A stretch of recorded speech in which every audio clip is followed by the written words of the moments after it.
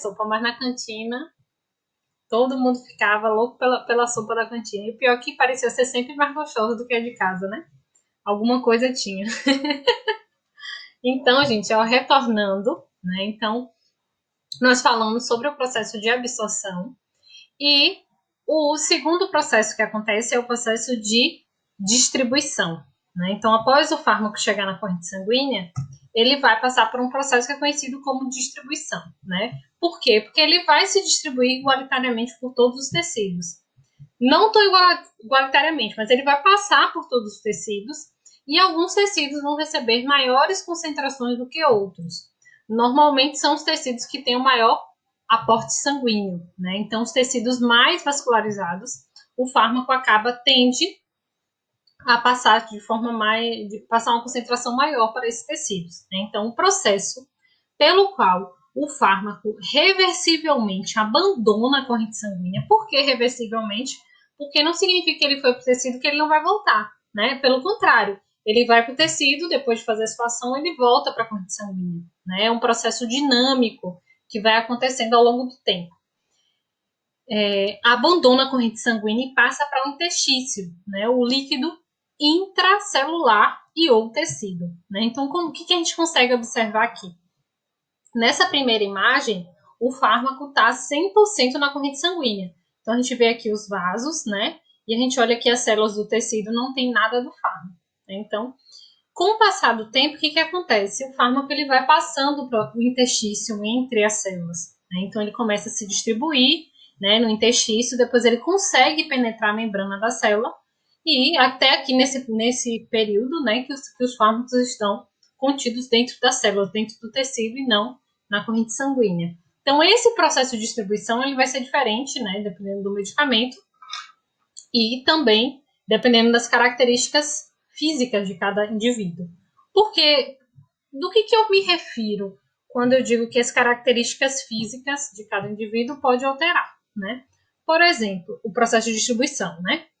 Por exemplo, se eu tenho um indivíduo obeso e ele utiliza uma droga que é lipossolúvel, ou seja, que é também um lipídio, essa droga, ela tende a passar para os tecidos adiposos, tecido adiposo, né?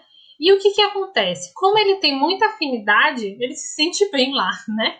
O fármaco se sente bem e acaba ficando acumulado no tecido adiposo. Então, ao invés de sair daquele tecido, ele tende a se acumular naquele tecido. Só que ele fica ali, é igual aquela visita chata que chega, sabe?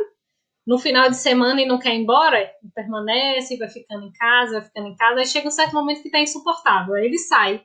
E quando ele sai, ele pode causar um efeito conhecido como efeito de rebote, né? Ou seja, um rebote porque o paciente achava que o medicamento não estava mais no organismo, mas aquele medicamento se acumulou e de repente ele pode sair de vez das células e chegar na corrente sanguínea e causar algum efeito colateral, né? Então, isso pode acontecer principalmente em pacientes obesos, né? Com o uso de substâncias que têm essa característica que são substâncias muito lipossolúveis, né? Porque fármacos lipossolúveis podem se acumular em pacientes que tenham também muito tecido adiposo, né?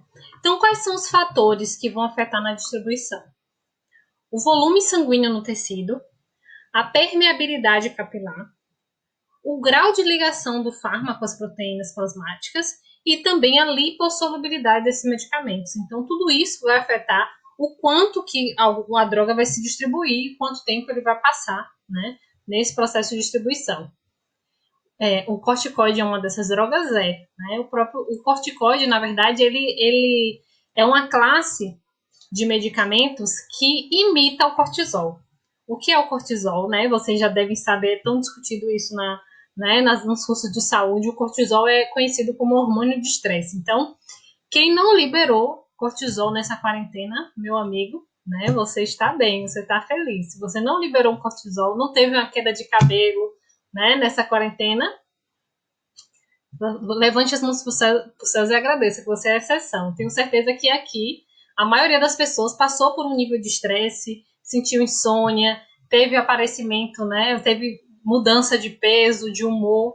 E por quê? Porque normalmente quando a gente passa por uma situação de estresse, de adversidade, e que eu acho que quase todo mundo passou nesse processo de quarentena, porque houve uma mudança, né, de rotina, o medo da própria doença, do novo, né? Então, e o cortisol nada mais é do que um hormônio. Todos os hormônios que nós produzimos são substâncias oleosas. Por isso é importante, né, fazendo já uma conexão aqui com o pessoal da nutrição, por isso é importante, e da educação física, né? Por isso é importante a ingestão de óleos, né, essenciais, de óleos que tenham tem óleos que são benéficos para a saúde, como o ômega 3, como o azeite de oliva. Por quê? Porque a gente precisa de óleo, né? É um erro você imaginar que a nossa nutrição pode ser feita só à base de carboidrato e proteína. Não, a gente precisa de substâncias oleosas, porque a ingestão dessas substâncias, né, de característica oleosa, ela vai ser utilizada pelo nosso organismo para a síntese desses hormônios, né? O colesterol, a gente tem um colesterol ruim, mas a gente tem um colesterol bom.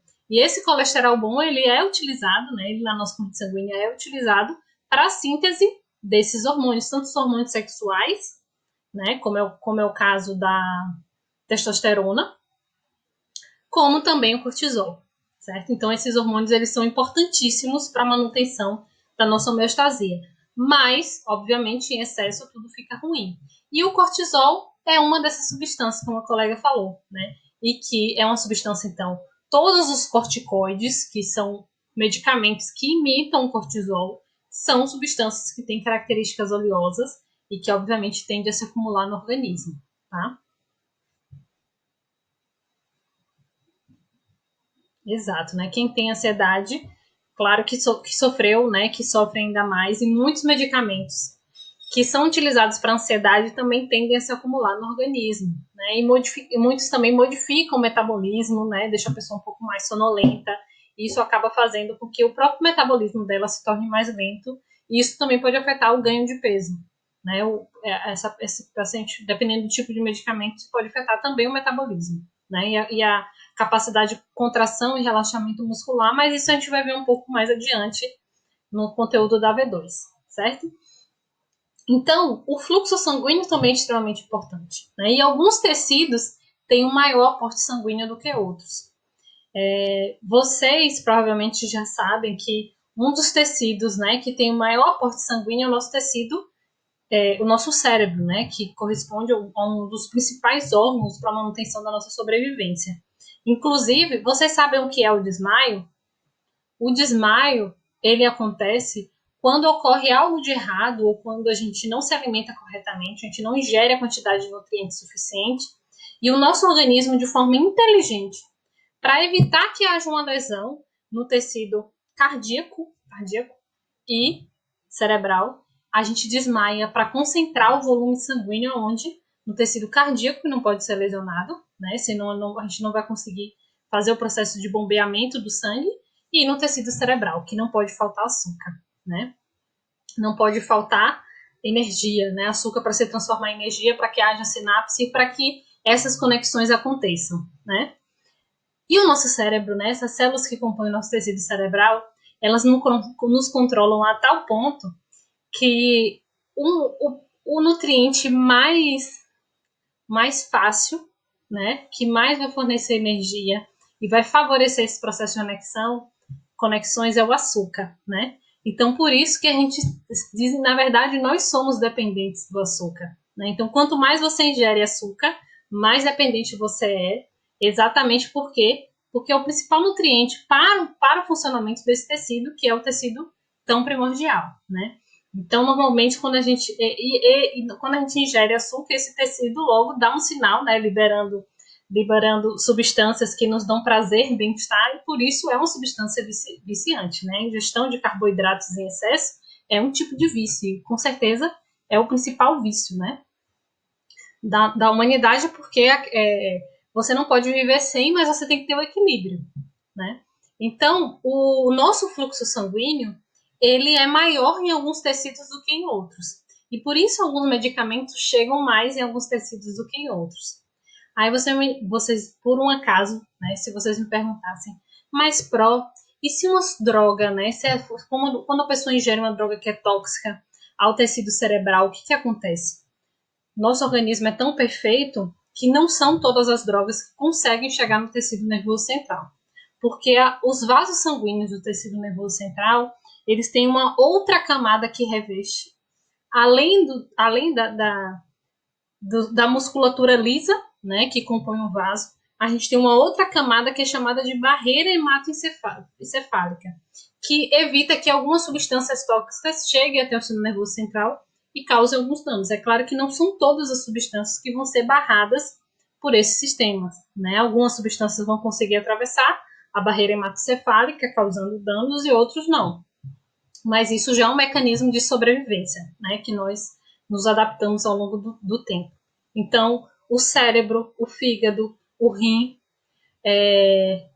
acabam recebendo maior aporte, né, sanguíneo, e alguns tecidos não tanto, porque não são tão vascularizados, como, por exemplo, o tecido adiposo. Né, não é tão vascularizado, então as drogas que vão chegar até esse tecido são as drogas também que têm característica adiposa.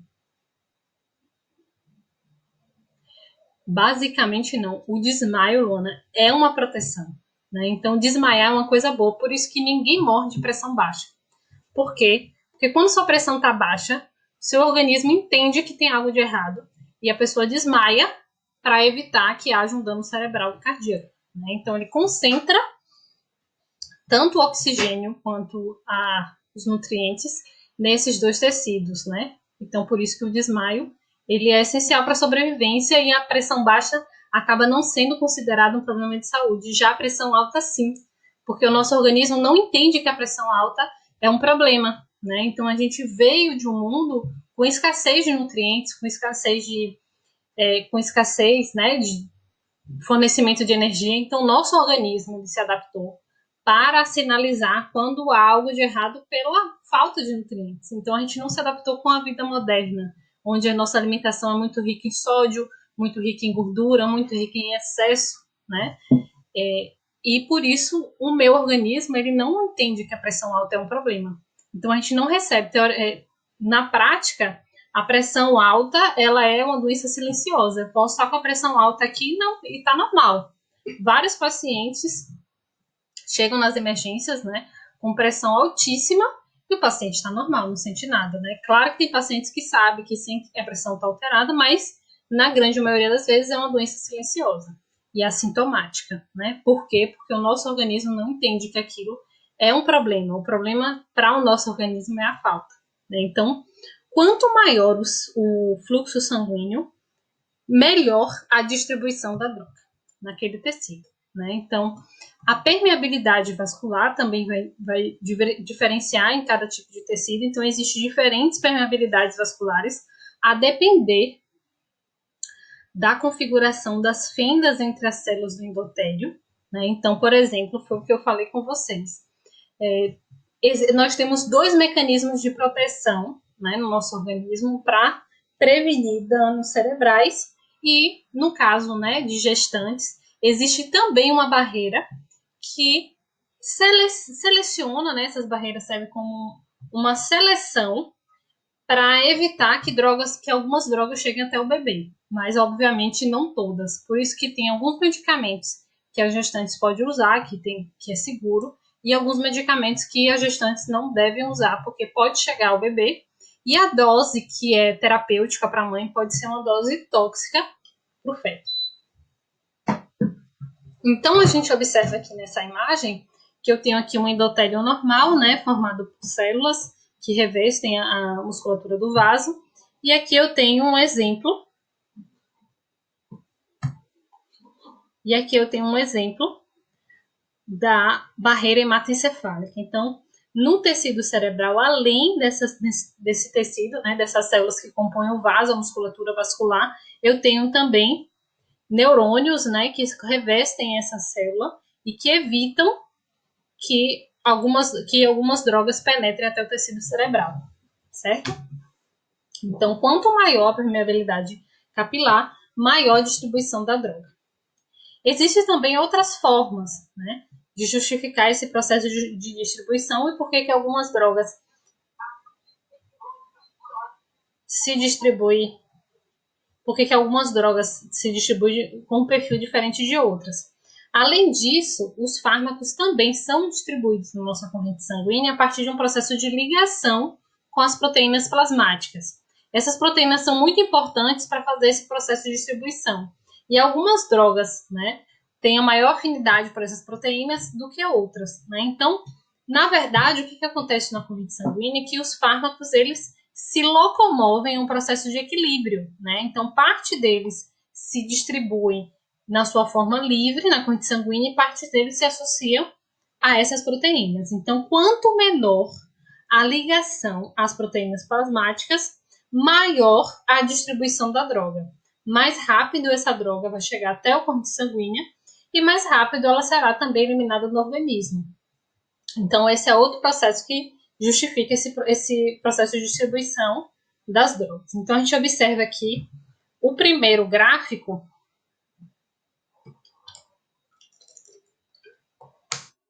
Uma droga que não se liga a essas proteínas plasmáticas. O que acontece? A gente observa que aqui em branco, né, é a proteína, e em azul os medicamentos. Então, a gente observa que uma boa parte dele vai diretamente para o tecido e vai ter um efeito forte aqui, com a seta forte, né? Já essa droga em verde, ela se liga muito à proteína plasmática. O que acontece? Essa proteína vai facilitar o processo de distribuição, vai fazer com que ela tenha um efeito mais prolongado. Por quê? Porque ela vai, como se fosse, dar uma carona para o fármaco. Então, parte dele vai ficar ali na carona e não vai direto para o tecido. Então, e outra parte vai para o tecido, né? Mas a gente observa uma menor concentração. Isso faz com que eu não tenha um efeito tão exagerado, né? Eu tenha um efeito mais moderado, mas isso vai fazer com que o efeito prolongue por muito mais tempo.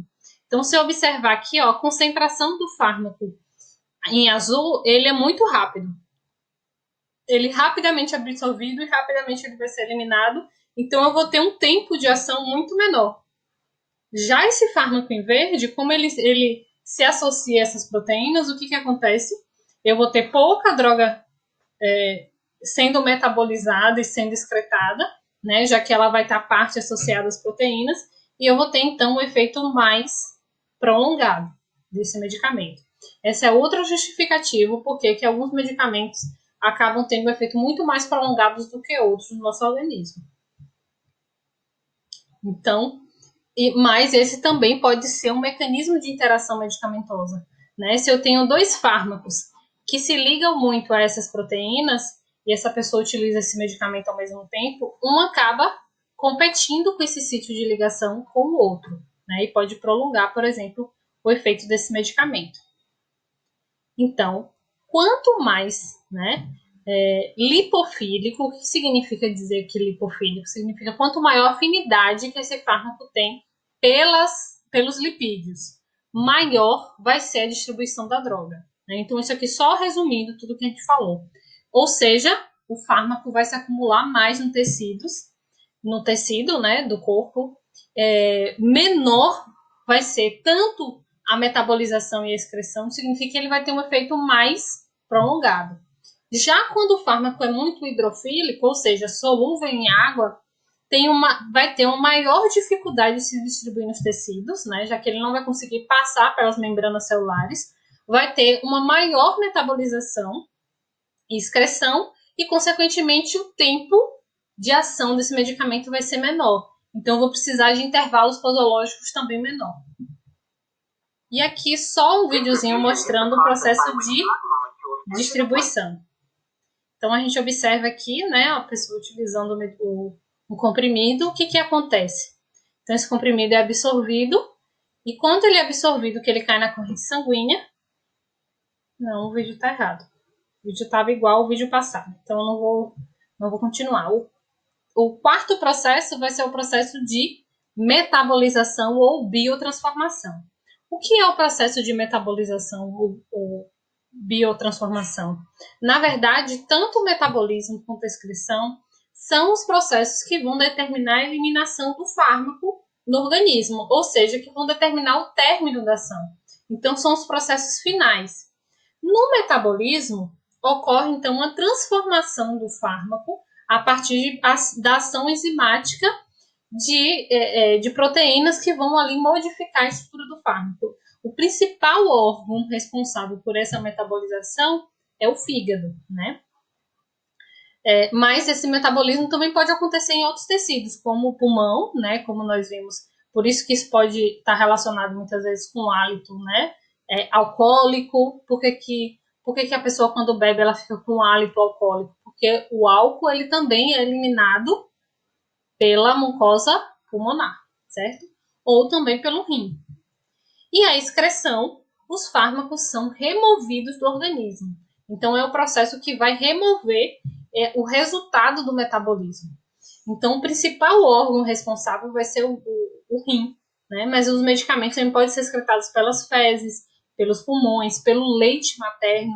Por isso que muitos medicamentos também não podem ser utilizados por lactantes, porque esse medicamento pode passar no leite materno para o bebê, né? Pelo suor e até mesmo pela saliva.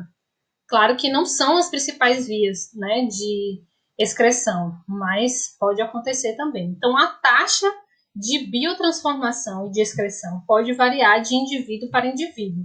Então, vai ser muito relacionada para cada tipo de indivíduo, né? Isso pode se modificar. Então, eu tenho aqui o que acontece, né? Eu estou falando aqui que a droga se modifica, mas o que vai acontecer? Eu vou ter lá algumas substâncias que vão ser responsáveis por modificar a estrutura da droga. Então, eu tenho aqui um exemplo, né, da metabolização do ácido acetilsalicílico. Então, esse ácido acetilsalicílico é o AS, né? O AS é uma substância que é muito utilizada como anti-inflamatório, para dor, para febre. E o que acontece? Então, o meu metabolismo, ele vem aqui e quebra essa substância, né? Vai transformar em ácido acético e ácido salicílico. Essas duas substâncias acabam sendo eliminadas quando forem passar por um tecido como o tecido renal. Então, essas proteínas que são as responsáveis pelo processo de metabolização vão causar esse processo de modificação dos fármacos ou dos hormônios que nós produzimos também. Já pensou se você estivesse em uma situação de estresse, como foi agora nessa quarentena, produzissem muito cortisol? Esse cortisol vai sair do seu organismo como? Vai passar pelo fígado e o fígado vai modificar esse cortisol que você mesmo produziu para poder colocar esse cortisol para fora. E o mesmo acontece também com a adrenalina, né? Então a gente passa por um susto, produz adrenalina, libera muita adrenalina na corrente sanguínea. E o que vai acontecer? Com o passar do tempo, a adrenalina vai reduzindo. Por isso, quando você tem uma situação de estresse, que o seu organismo produz adrenalina, você passa um tempo ainda, né, para diminuir a palpitação, você fica ainda com aquela sensação, até que, então assim, para você liberar a adrenalina é rápida, mas para a adrenalina sair da sua corrente sanguínea demora. Por que vai demorar? Porque vai passar por esse processo de metabolização e isso depende dessas enzimas que vão modificando molécula a molécula para que ela possa sair da sua corrente sanguínea. Então, né, fármacos lipofílicos se depositam nos tecidos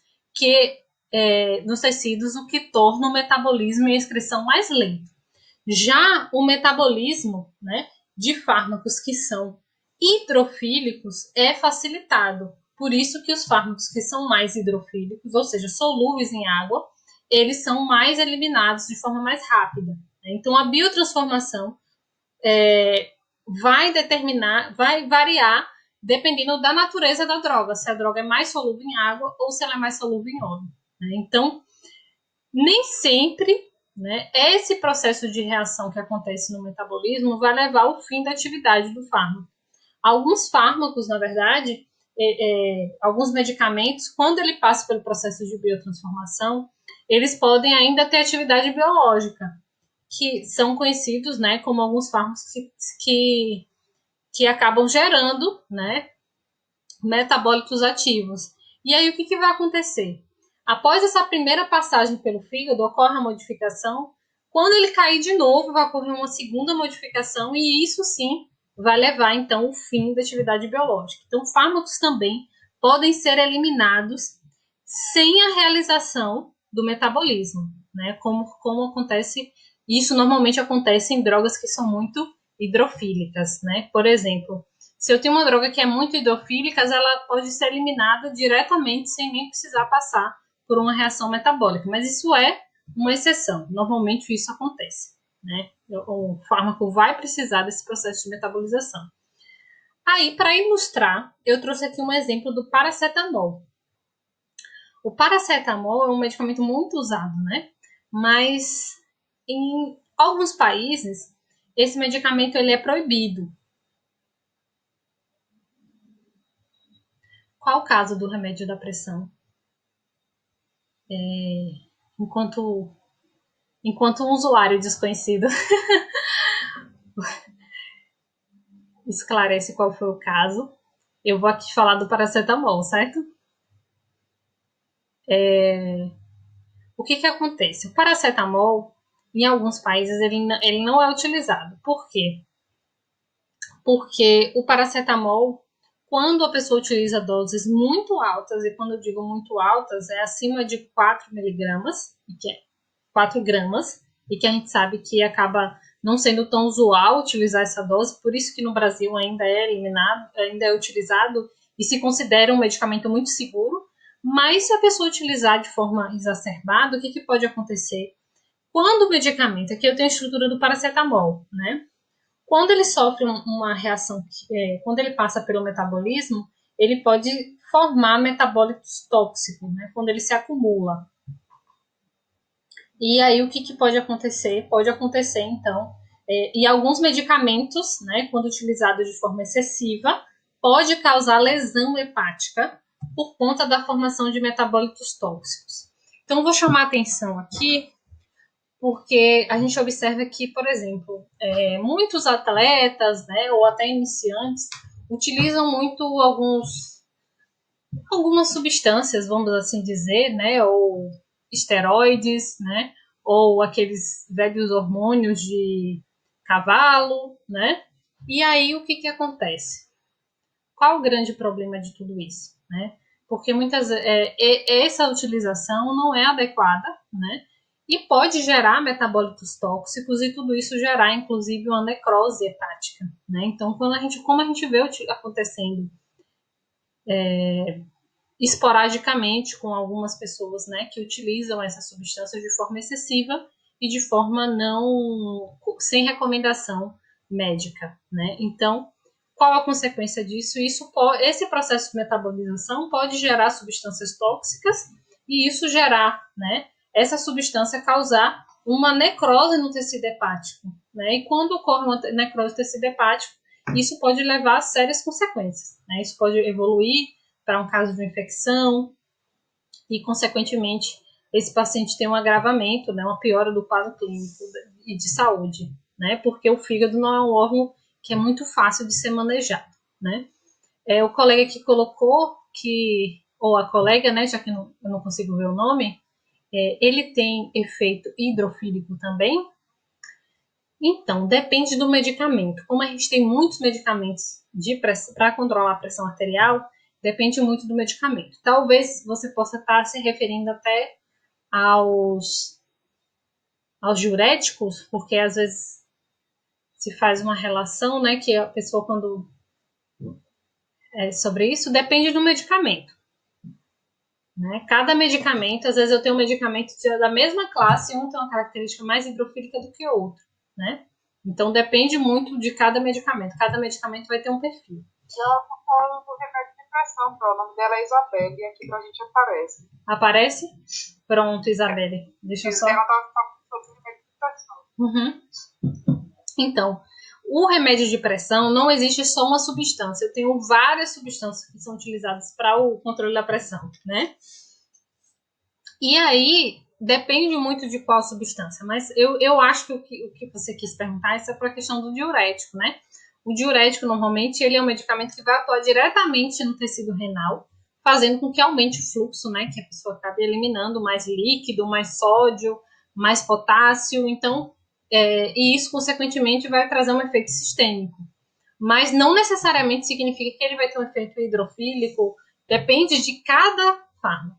Né? O que vai determinar, por exemplo, o que modifica um medicamento do outro dentro de uma classe vai ser exatamente essas propriedades, se um é mais hidrofílico, se um é mais lipofílico, se um vai ser, e o que vai determinar, por exemplo, se ele vai ser tomado de 8 em 8, de 12 em 12, é essas características, se ele se liga à proteína plasmática ou não, se ele se distribui mais facilmente ou não, se ele é mais rapidamente absorvido ou não. Então, eu tenho tantos medicamentos hoje disponíveis no mercado, porque para cada medicamento vai atender uma necessidade de um paciente específico, né? Então, por exemplo, só nessa questão, né, de tratamento da pressão arterial, eu devo ter, em média, mais de 100 medicamentos disponíveis hoje no mercado para o controle da pressão arterial. E o que justifica isso? É que cada paciente vai ter uma necessidade diferente. Tem pacientes que vão precisar utilizar diuréticos, tem pacientes que, obviamente, porque ele vai estar acumulando líquido, e tem pacientes que não, que vão precisar utilizar um medicamento que vai causar vasodilatação, que vai ou beta-bloqueadores, como a colega colocou aqui, exatamente que vai ser um vasodilatador, né? Reduzindo outros medicamentos que vão atuar reduzindo os batimentos cardíacos, né? Então, tudo isso vai depender muito da necessidade do paciente, qual é a outra doença de saúde que ele tem, se ele tem outro problema de saúde que ele já utiliza um medicamento e esse medicamento que ele já utiliza vai interagir com outro medicamento que eu pretenderia prescrever. Então, vai depender exatamente da situação clínica de cada paciente. Por isso que eu tenho tantos medicamentos no mercado. Por quê? Porque as pessoas são diferentes e cada pessoa tem uma necessidade diferente. E atender a necessidade das pessoas, né, é o que vai diferenciar e determinar o tratamento. Então, o que vai modificar de uma droga de outra, se uma droga é mais lipossolúvel, se uma droga é mais hidrossolúvel, é exatamente a estrutura química. Então, por isso que eu preciso ter tantos. Porque cada medicamento vai atuar de uma forma diferente e vai atender a necessidade de cada paciente, certo? E a gente entrando aqui já no último processo da farmacocinética, que é o processo da excreção, né? Onde as substâncias, né, lipofílicas não são facilmente excretadas do organismo e precisam, portanto, né, passar pelo processo de transformação para que esse processo de eliminação possa acontecer. Eu vou ter várias vias de excreção, né? A gente sabe que a principal vai ser a via renal, mas, como eu já havia dito, pode ter várias outras formas de excreção do medicamento. Dependendo, é claro, das características de cada um. Por exemplo, não são todos os medicamentos que vão modificar o hálito, né? E serem eliminados pela via pulmonar. Mas, e por que o tecido renal ele é o principal tecido? Porque ele não é só responsável pela excreção dos medicamentos, mas ele é responsável pela excreção de restos do metabolismo celular, pela excreção de outras substâncias que nós produzimos, né, e que devem ser excretadas, precisam ser eliminadas do nosso organismo. Então, na verdade, o tecido renal ele funciona como um filtro, né? Então, ele filtra as substâncias que podem ter um potencial tóxico e que são as substâncias muito solúveis em água. Porque o que está se excretando nada mais é do que água. Por isso que quando as substâncias são muito solúveis em óleos, elas acabam novamente caindo na corrente sistêmica. Por quê? Porque elas vão atravessar essas membranas que compõem o néfron e voltar para a circulação sistêmica. Por isso que muitos medicamentos precisam desse processo de biotransformação. Porque nesse processo de biotransformação é que vai tornar essa molécula que é muito lipídica em uma molécula hidrossolúvel, né, para que ela possa ser eliminada pela urina. Aqui, então, eu tenho um videozinho que mostra esse processo de eliminação. Então, a gente observa aqui, né, os tecido renal. Então, a gente observa o momento que o medicamento ele chega no tecido renal. E aí, o que acontece, né? Essa cápsula, né, o glomérulo, ele é um tecido muito permeável. Então, eu tenho poucas células ali que compõem a estrutura do vaso. Isso faz com que moléculas grandes passem ali por aquele tecido, como, por exemplo, proteínas. Então, se tiver um processo como, por exemplo, inflamação ali naquele local, você pode estar eliminando células, estar eliminando proteína, e o pessoal da biomedicina sabe muito bem disso. Isso, obviamente, é um sinal de que há algo anormal, de que há uma inflamação ali que aquele paciente está eliminando além do que deveria, né? Então, a gente observa que parte dessa substância, então, a gente acabou de observar que parte dessa substância volta de novo para a corrente sanguínea. E outra parte, então, vai se encaminhar por toda a superfície do néfron, podendo, então, sendo, então, eliminada. Mas parte dela é reabsorvida. Sim. Acabou. E quais são os fatores, né, que podem influenciar nesse processo de farmacocinética que nós vimos? Que é absorção, distribuição, metabolismo e excreção. Então, vários fatores, né? A fisiologia do paciente vai influenciar diretamente. Então, fatores relacionados ao paciente, que são, né, que vai ser a idade, o sexo, a taxa de gordura corporal, o volume, o consumo alcoólico, né? Então, muitos medicamentos podem interagir com o álcool, o uso de outros medicamentos, o pH da urina, né, se for modificado, também pode alterar a farmacocinética, e a ingestão de alimentos, visto que muitos medicamentos podem interagir com os alimentos, né, nesse processo de absorção. E, além de tudo isso, alguns fatores fisiopatológicos que também podem influenciar na farmacocinética, que são, por exemplo, a insuficiência hepática, a insuficiência renal, a insuficiência cardíaca, né, ou a deficiência de albumina, né, que é a principal proteína plasmática que nós produzimos. Então, esses fatores são fatores que podem influenciar e podem alterar esse processo da farmacocinética, né? Por isso que nem sempre a droga que nós utilizamos vai ser a droga que vai estar, a mesma dose que nós utilizamos vai ser a dose que vai estar disponível para o paciente, né? Então, eu coloquei aqui como exemplo.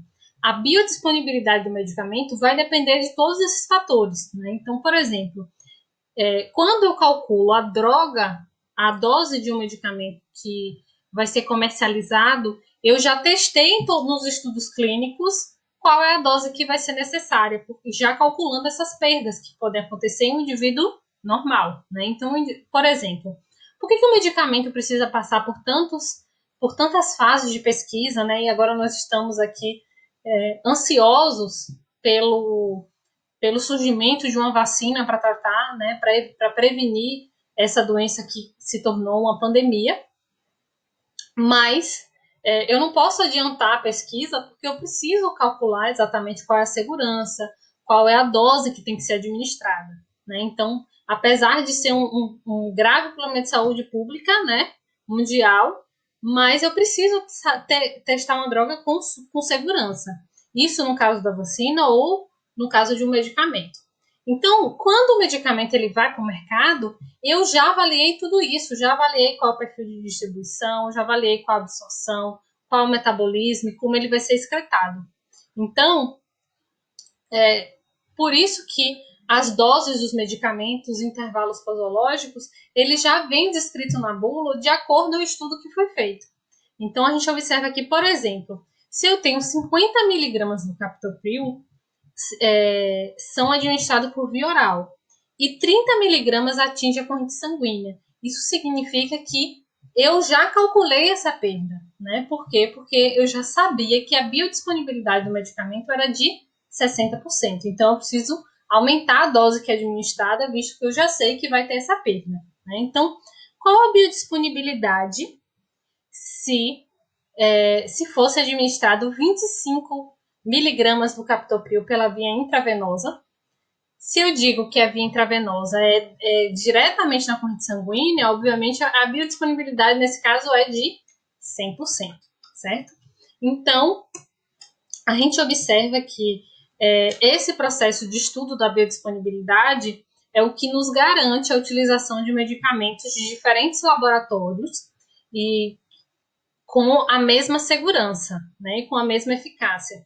Então, quando eu digo que o medicamento ele é genérico, ele é de referência, ele é um medicamento similar, eu estou dizendo que esses medicamentos possuem a mesma biodisponibilidade, por isso eles são bioequivalentes. Então, eu posso utilizar um medicamento genérico, um medicamento que é similar.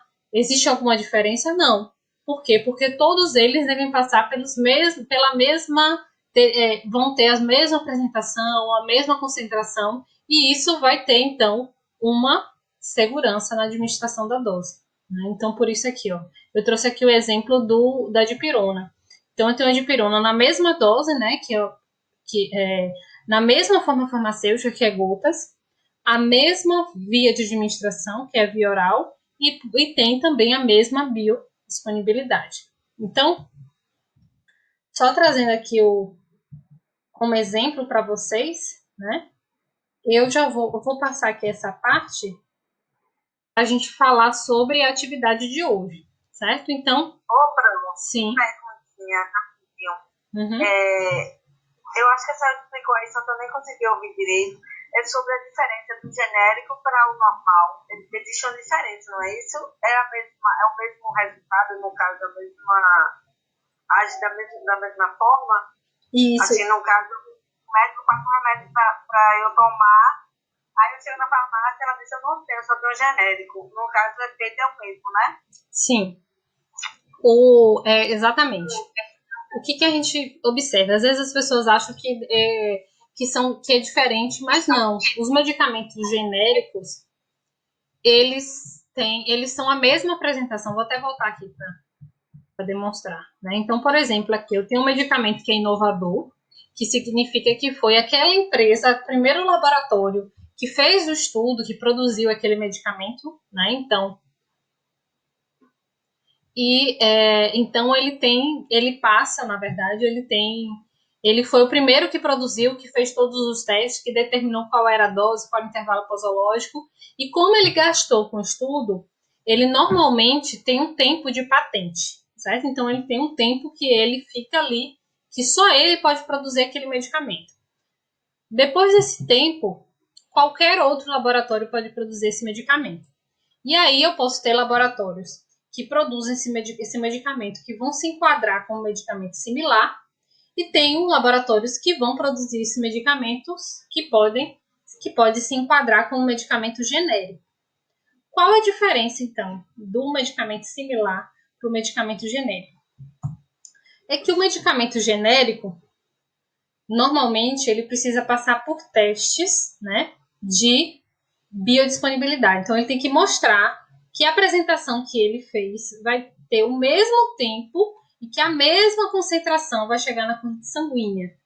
Para que ele consiga fazer isso, ele precisa, então, passar por esses testes. Já o medicamento similar são aqueles laboratórios que não fizeram esses testes, né, e não enviaram esses testes para a Anvisa, então, dar a liberação, né, para que esse medicamento se enquadre e consiga ter essa tarja amarela, né? Então, o laboratório ele paga para ter essa tarja amarela, ele paga para executar esses testes de biodisponibilidade e bioequivalência. Então, o que significa? Mas eu tenho uma maior segurança utilizando os medicamentos genéricos. Já os medicamentos similares são iguais, mas eles não enviam esses testes para a Anvisa, né? E então, o que acontece? Eles acabam sendo os mais baratos, porque eles acabam não tendo esse custo, né, de ter essa produção, né, de fazer esses testes. Mas significa que não são seguros? Não. Os medicamentos são extremamente seguros, passam por teste de controle de qualidade, por um rigoroso sistema de segurança, né? Então, se vocês entrarem numa indústria farmacêutica, vocês com certeza vão perceber que existe um controle muito grande. Se faz avaliação da matéria-prima. Então, quando chega a matéria-prima, se faz teste da matéria-prima para avaliar, né, aquela substância. Quando o produto está pronto, faz o teste ali para saber se tem aquela dose realmente. Então, a gente tem vários testes de controle, mas esses testes de biodisponibilidade não são obrigatórios para os medicamentos similares. Então, como Luna colocou aqui, já o similar não é o mesmo efeito, né? Isso não é o mesmo efeito. Mas o que pode mudar é o seguinte, é que o similar demorar um pouco mais para ser absorvido, né? Ou chegar a uma concentração um pouco menor, já que ele não passou por esses testes de bioequivalência e biodisponibilidade. Mas isso tudo não significa, né, que de fato vai ser um resultado que vai ser percebido pelo paciente. A gente sabe que tem pacientes que dizem, eu tomei e não funcionou comigo, né? Mas às vezes não, às vezes isso pode estar relacionado mesmo à própria percepção do paciente, né, sobre aquele medicamento. Se vocês observarem, ó, todos os 3 têm a mesma concentração, que é 50 miligramas por ml, a mesma forma farmacêutica, a mesma via de administração. E o que muda, basicamente, né, entre esses 3 medicamentos é exatamente a questão de como cada um surgiu, né? Uma questão legal, uma questão burocrática, e que, né, não faz tanto sentido na nossa aula, fazer mais sentido na aula de direito, que vocês desistiram de assistir, certo? Então, a gente finalizar a nossa aula de hoje, a gente vai falar sobre, né, o que um medicamento precisa ter para ser considerado como um bom medicamento, para ser aprovado para o mercado, né? Então, ele precisa, né, ter uma boa biodisponibilidade, né? Então, chegar à corrente sanguínea para poder ter o seu efeito, ter uma ação, né? Ou seja, uma boa atividade, então, desenvolver uma ação biológica, uma boa solubilidade, né, para que ele possa ser absorvido, ter uma meia-vida, né, que vai ser o período do efeito do medicamento no organismo, e ter um perfil de segurança, né, não formando metabólitos tóxicos, tendo, então, um bom perfil de segurança para que os pacientes obviamente, não sintam efeitos colaterais que muitas vezes inviabilizam essa utilização. E para a gente entender um pouco, né, dos que são os medicamentos, já que esse universo é um universo tão robusto, né, a quantidade de medicamentos que nós temos hoje disponíveis é imensa, né, então, obviamente, a gente não vai entender de todos os medicamentos, saber de todos os medicamentos, mas o importante é que a gente entenda o que são aquelas informações que estão contidas na bula de um medicamento e o que significa cada uma, para que serve. Como é que eu vou avaliar hoje, né? Por exemplo, eu tenho um pai, eu tenho um tio que começou a tomar um medicamento, começou a sentir dor de barriga. Será que isso está relacionado ao medicamento? Será que existe alguma justificativa? Será que essa tontura que você está sentindo, essa indisposição, é resultado do medicamento ou é um resultado mesmo fisiológico, de um cansaço, né? Que pode estar relacionado à sua rotina. Então, eu peguei aqui uma bula de um medicamento para a gente avaliar quais são as informações que estão presentes aqui, né? Então, existe uma bula que ela é a bula simplificada e existe a bula que é a bula do profissional de saúde, né? Que é a bula profissional. Edna, você quer fazer alguma pergunta? Acho que você está com estabilidade na internet, né? Então, o que a gente observa? Eu tenho aqui as informações gerais. Essa bula é uma bula simplificada, mas eu consigo aqui nas informações técnicas ver quais são as características desse medicamento. Tanto as características da farmacodinâmica, que nós veremos na próxima aula, como as características da farmacocinética. Então, dando zoom aqui nessas informações técnicas, o que nós podemos encontrar? Né? Nós podemos encontrar que o ibuprofeno, que é um medicamento que é muito utilizado, né? Então, qual é a farmacodinâmica? Para que ele serve? Ele é um agente anti-inflamatório não esteroidal, né? Já que ele não é um corticoide. Aí fala do que ele é derivado, né? E ele possui propriedades tanto anti-inflamatórias, como analgésicas, como antirreumática, antipirética. E aí vem como ele age, né? Então, ele age provavelmente inibindo a síntese de prostaglandina, que é aquela substância que eu falei lá no início da aula, que é responsável por causar dor. Atua sintomaticamente reduzindo a inflamação, a dor e a febre, né? Mesmo de origem não inflamatória.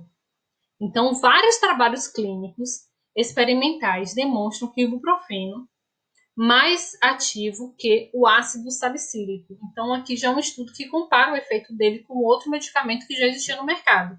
Além disso, ficou demonstrado que o ibuprofeno é melhor tolerado do que o ácido acetilsalicílico no que diz respeito a reações adversas, como a náusea, vômito, diarreia, constipação, dor epigástrica e hemorragia gastrointestinal. Então, e além disso, vem então as informações da farmacocinética. Então, o que vem contendo essas informações? O ibuprofeno é rapidamente absorvido e distribui-se amplamente pelo organismo, né? A concentração sérica máxima depende da dose de administração. O seu efeito vai se iniciar em 30 minutos, ou seja, com 30 minutos ele já começa a ter um efeito analgésico. Significa que em 30 minutos o medicamento já é absorvido para ter uma concentração na corrente sanguínea e ele se distribuir chegando até o local-alvo, né? Então, em 30 minutos eu já tenho uma concentração na corrente sanguínea capaz de induzir um efeito farmacológico, prolongando-se de 4 a 6 horas. Então, por que esse medicamento pode ser tomado de 6 em 6 horas, né? Ou de 4 em 4 horas? Por quê?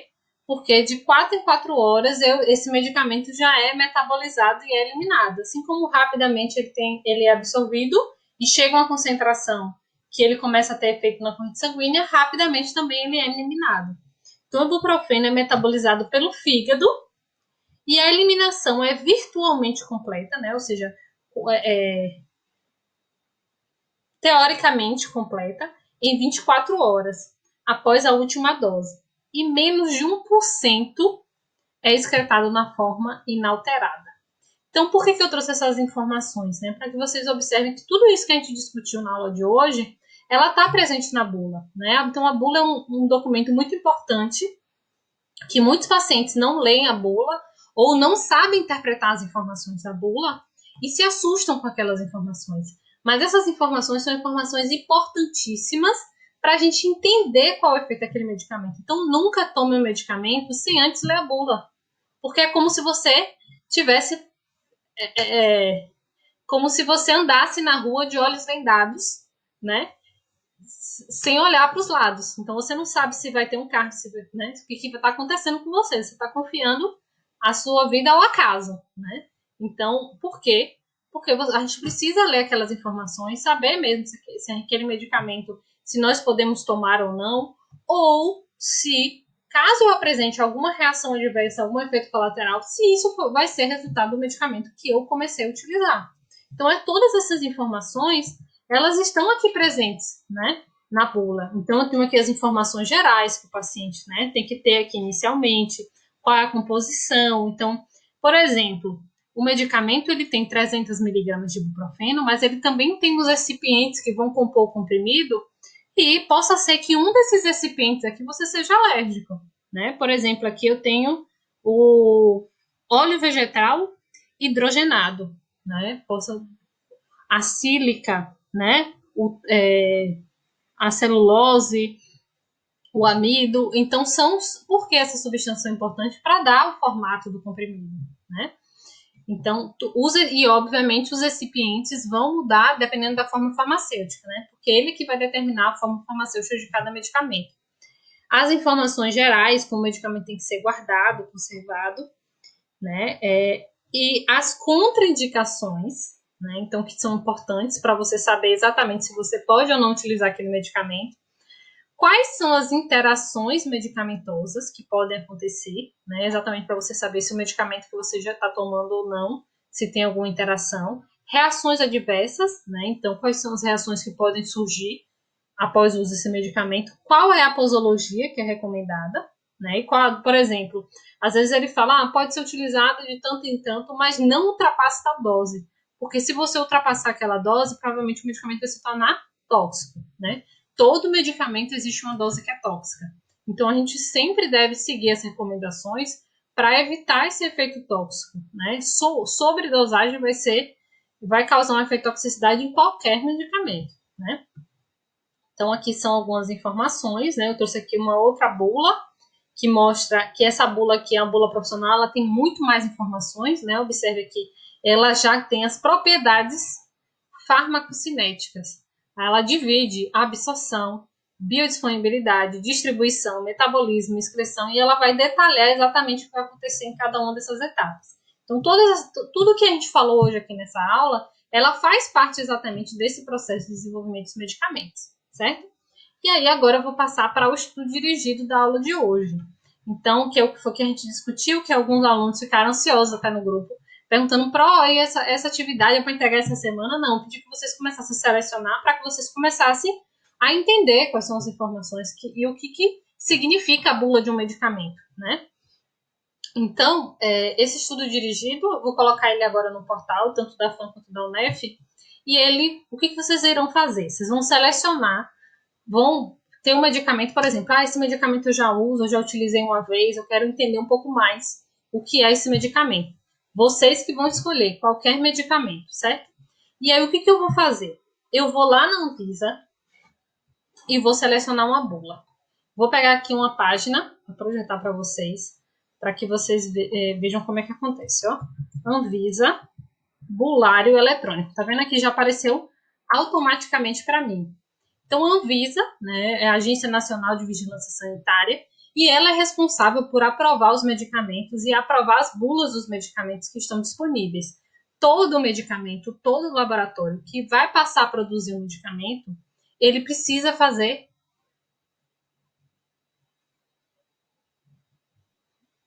Não precisa ser da sua casa, você vai pegar da internet mesmo, certo? Então, aqui vocês vão fazer esse caminho.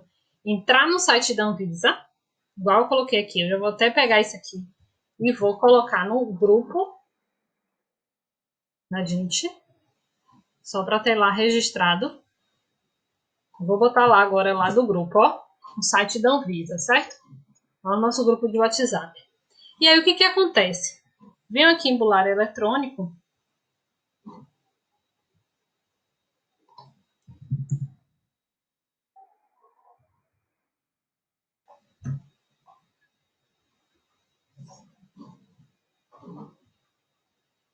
Eu chego aqui, vou digitar o nome do medicamento, a página está um pouco desformatada, não está ficando certinha, não sei porquê. Deixa eu ocultar isso aqui da gravação. Aqui o bulário, tá vendo? Ele tem todos os medicamentos, você pode pesquisar pelo nome, porque a página não está carregando completamente. Mas eu vou entrar aqui nessa bula aqui de AS, tá vendo? Ácido acetil salicílico. Então, eu tenho aqui vários medicamentos, ele está ordenado aqui pela ordem alfabética. Vamos ver se ele vai chegar. Aguarde, já está carregando, está pesado. Aí, o que acontece, né? Observe que a Anvisa ele vai ter tanto a bula do paciente como a bula profissional. Qual é a minha função? O que eu vou pesquisar? Eu vou pesquisar na bula profissional. Então, eu vou clicar aqui para visualizar a bula. A bula vai abrir, a bula profissional, tá vendo? Eu tenho aqui, ó, dipirona monossódica. Aí aqui essa bula desse laboratório é uma bula medicamento em gotas. Aí aqui eu tenho, ó, ele vai trazer todas as informações do medicamento. O que são as informações que eu vou pesquisar? As informações das características farmacológicas. Então, primeiro ele vai falar quais são as propriedades farmacodinâmicas, né? Como esse medicamento atua. E depois observem aqui que ele traz a farmacocinética, a propriedade farmacocinética. Então, do medicamento que eu selecionei, eu vou vir aqui nessas propriedades e vou encontrar essas respostas aqui que estão no meu estudo dirigido. Qual o tempo médio de absorção e a via de administração desse medicamento? Esse medicamento interage com o alimento e outros medicamentos? Se sim, descrever quais. Qual o mecanismo de ação, ou seja, como ele atua no organismo? Qual a meia-vida do medicamento? Ou por quanto tempo esse medicamento faz efeito? Né? Então, por quanto tempo ele permanece tendo efeito no organismo? Por qual via esse medicamento é metabolizado? Ou seja, né, se ele é metabolismo se é hepático, se ele também sofre metabolismo renal, se ele é eliminado se ele sofre metabolismo pulmonar. Por qual via esse medicamento é eliminado e qual o tempo médio que esse medicamento leva para ser eliminado. Então, esse estudo dirigido é exatamente vocês lerem essa parte da bula, né? Deixa eu abrir aqui. Todas essas respostas estão aqui, né, dessa parte de características farmacológicas. Nesse medicamento aqui, exatamente é menos de uma página, tá vendo? Eu vou encontrar essas informações aqui e vou responder lá no meu estudo dirigido. Simples assim, certo? Alguém tem alguma dúvida do estudo dirigido?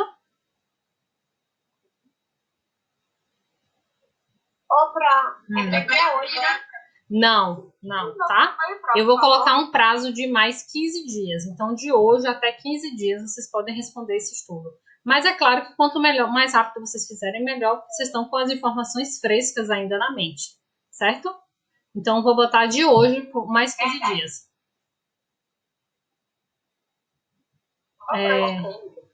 Eu vou repetir, gente. É a atividade antiga, exatamente. Só que eu não tinha passado todos esses pontos.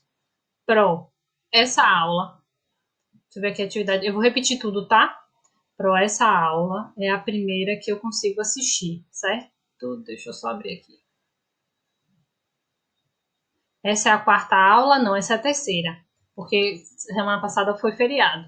Já teve outras atividades, essa é a primeira atividade avaliativa, certo? Então, essa atividade vai valer ponto, já é uma atividade avaliativa. As outras atividades eu vou passando a partir da próxima semana, exatamente porque nas 2 primeiras semanas de aula, eu sabia que tinha muita gente que estava entrando ainda, que não estava conseguindo, às vezes, acessar, por isso eu não passei atividade nas 2 primeiras semanas, eu vou passar atividade dessa semana agora em diante. Certo?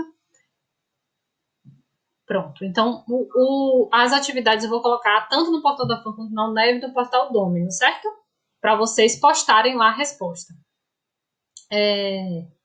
E vou só explicar de novo o que é para vocês fazerem. Vocês vão entrar no site da Anvisa e vão baixar a bula de um medicamento, certo? Você vai digitar lá o nome do medicamento e vai baixar a bula profissional. Por que a bula profissional? Porque às vezes a bula do paciente não vem com essas informações técnicas, né?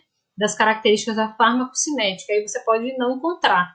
E é para responder o quê? Né? Então, aqui nesse processo, aqui nessas características da farmacocinética, você vai responder qual o tempo médio de absorção, qual é a via de administração desse medicamento, se esse medicamento interage com o alimento, com o medicamento, quais são, né?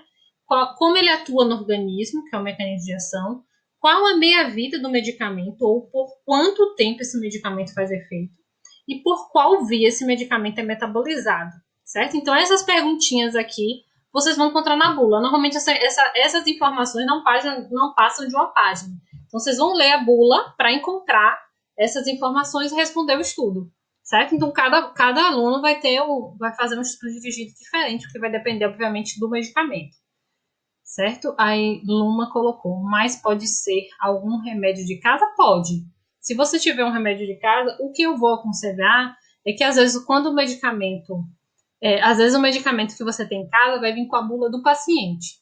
Então, se você não encontrar essas respostas, você vai na Anvisa ou vai na internet e procura o nome do medicamento e bota bula profissional. Certo?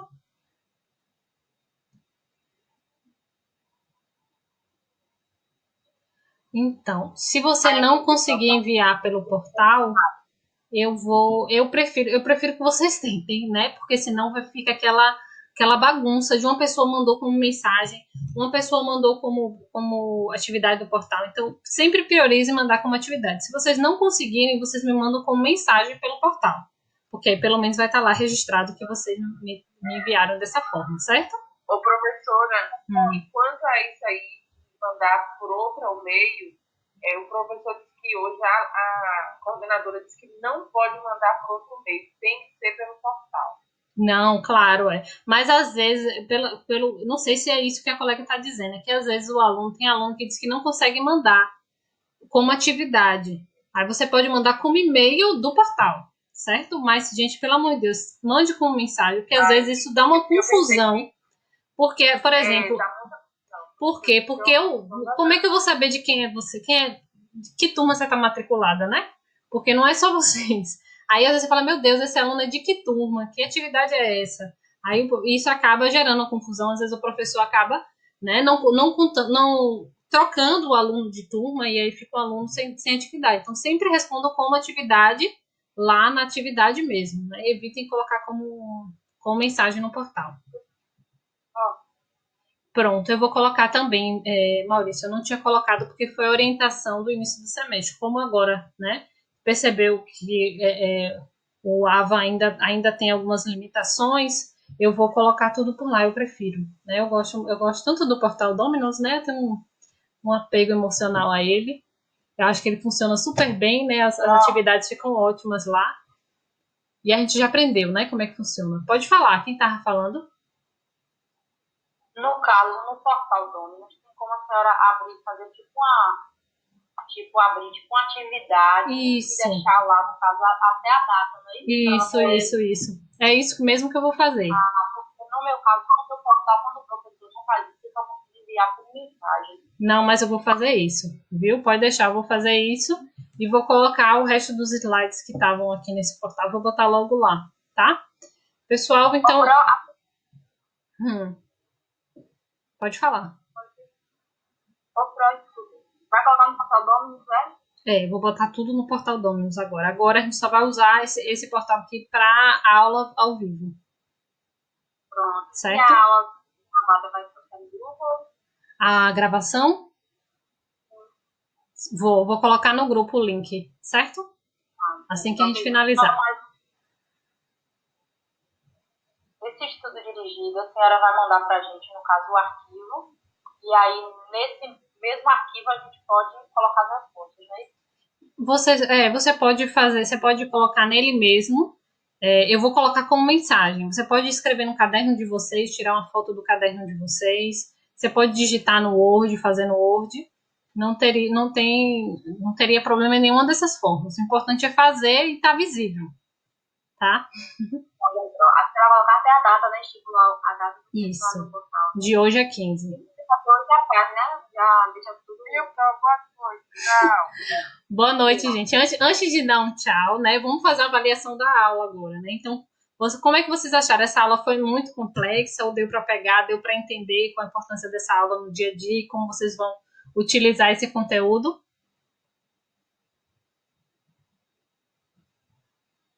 Eu achei a senhora excelente, maravilhosa, incrível. Gostei da senhora, amei.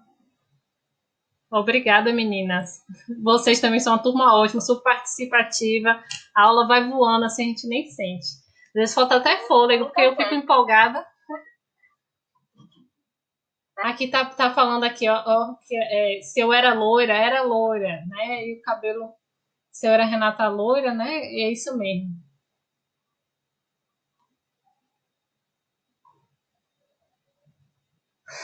Eu vou atualizar essa foto, é porque eu entrei na FAM já faz uns 5 anos, 6 anos, entendeu? O cabelo cresceu, deixou de ser louro. Mas aí a gente pinta de novo, não tem problema não, viu? A foto está desatualizada mesmo. Sim.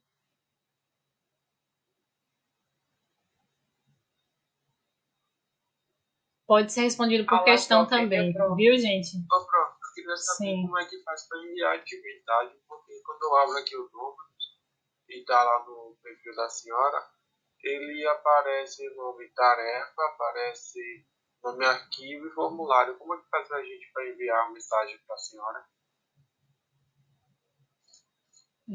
Não, você pode colocar da forma que você achar mais conveniente. Você pode tirar foto, enviar como arquivo.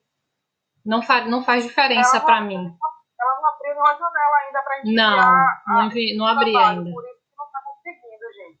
Isso. Vai aparecer lá como tem atividade, você clica lá no professor, abre para ver se tem atividade, vai ter tipo uma janelinha para você enviar a atividade e diz até o prazo. Se passar do prazo, essa janelinha não vai existir mais. Exatamente.